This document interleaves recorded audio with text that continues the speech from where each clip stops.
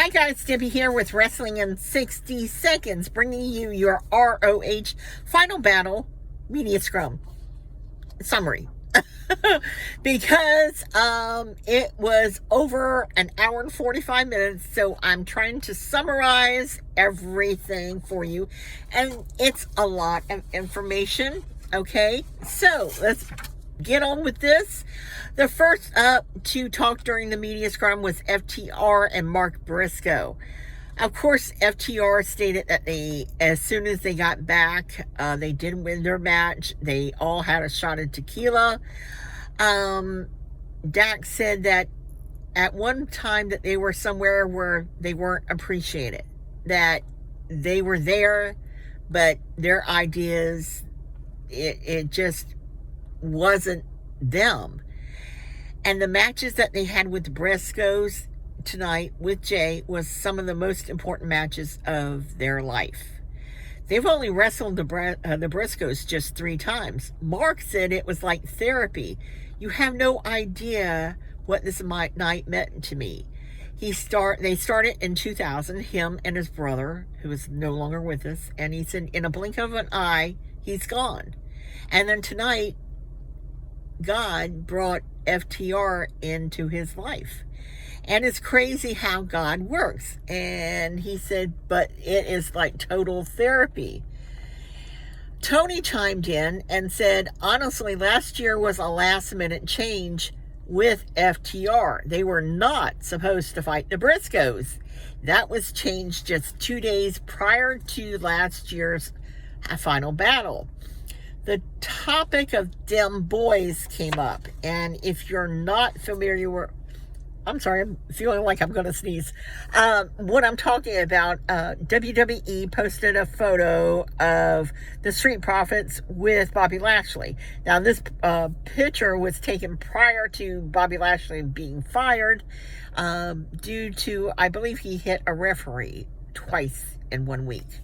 But they headlined the photo, "Dem Boys."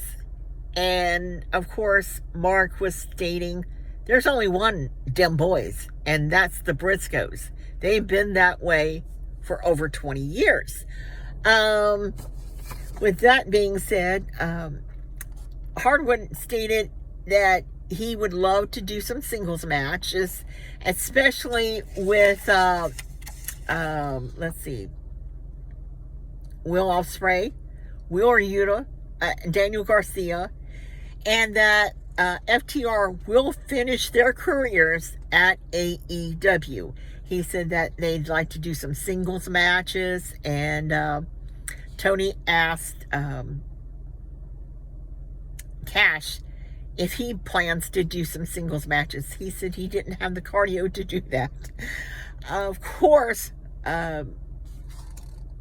Mark was like, oh, yes, I want to wrestle Jay, and I want to wrestle ROH, and I want to tackle MJF because I smell the gold. And he said, after all, this is just my rookie year.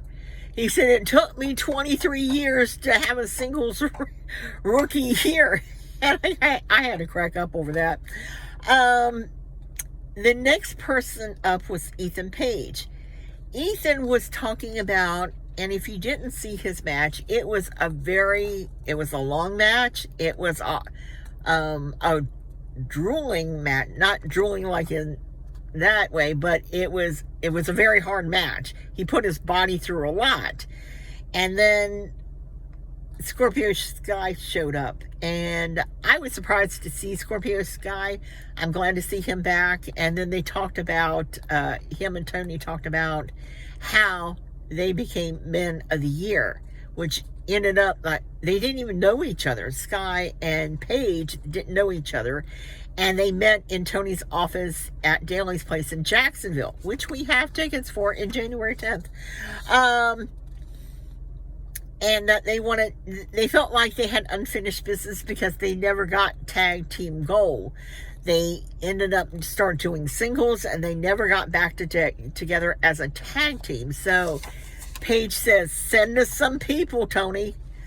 The other thing that I thought was interesting was they brought up Kenny Omega. if you don't know, Kenny is in the hospital. Diverticulitis, I believe it is. They don't know when he'll be able to come back, and everybody wished him well. I forgot to mention one last thing about the FTR. They said that of course, they love wrestling, and they like old school, and they want to fight, to wrestle the Von Erichs. And I thought, wow. And Tony was all for it. And so I'm looking forward to seeing FTR and the Von Erichs. But let's get back to the next person who came up to speak, which was the new ROH TV champion, Kyle Fletcher. It's been a record year for him. In case you didn't know, he won the New Japan tag team titles. They also won Strong Japan tag team titles, and of course the ROH tag team titles, and now he's got the singles TV title. And it was funny because he said a year ago he was living at home with his parents, and now he's got an apartment in Chicago, and he's got these belts and a singles belt.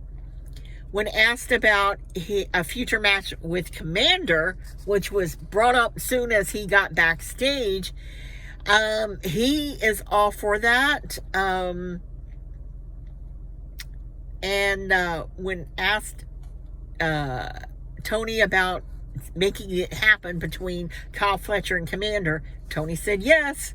So, hopefully he'll be able to get that done. And let's hope that his tag team partner does come back.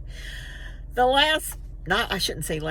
next person was Billy Starks. Billy Stark had an incredible match. She did not win against Athena. She's only 19 years old. She actually signed with AEW at just before her 18th birthday.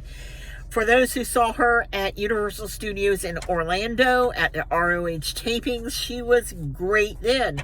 I've seen her in matches, of course, with Mike Bailey at GCW, which never has hold back on doing a match with her, and he's never hold back because she's female. When asked what made her want to go up against Athena, she said that she felt that she needed to have her own voice, and that she was tired of staying in the shadows. And when asked why did she choose AEW over another company, she said that she has a 4.6 grade point average, and that she's going to college, and that with AEW she can wrestle numerous places. He's everywhere. And that she had other offers from company, and she turned them down.